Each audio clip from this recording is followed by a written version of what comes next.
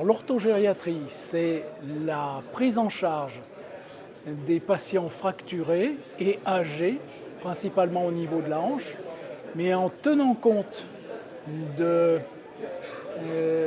l'aspect dégénératif de certaines fonctions qu'on observe chez la personne âgée, qui ne peut plus assumer un certain nombre de tâches ou qui a besoin d'une aide pour assumer un certain nombre de tâches. Et s'il n'y a que le geste technique de chirurgie orthopédique, ça ne peut pas fonctionner dans le sens de la réhabilitation de ces personnes âgées. Pour les réhabiliter, il faut qu'il y ait un gériatre susceptible d'analyser toutes les fonctions des organes qui sont perturbés et si possible de les corriger. C'est une innovation qui n'est pas seulement française, qui existe dans d'autres pays européens, dont certains d'ailleurs sont plus avancés que nous en termes d'importance, principalement dans les pays scandinaves ou même en Espagne ou en Italie.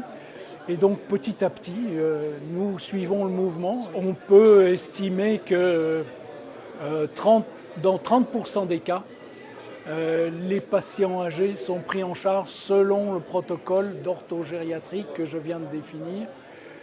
Ce qui ne veut pas dire que dans les 70% des cas, il n'y a pas du tout de prise en charge. Elle est probablement faite, elle est même sûrement faite, mais elle n'est pas aussi organisée. Ce qui fait la différence avec nous, c'est que chez nous, c'est organisé. Les gériatres ont leur place, les anesthésistes ont leur place, les chirurgiens orthopédistes aussi. Et surtout, ils se concertent tous les jours pour faire le point sur telle ou telle personne, au cas par cas, et en individualisation complète de chaque hospitalisé. Le bénéfice pour le patient, il est énorme. Premièrement, en termes de mortalité. Si on intervient avant la 48e heure, il est prouvé qu'on diminue pratiquement de 50% la mortalité post-opératoire, dans la période post-opératoire.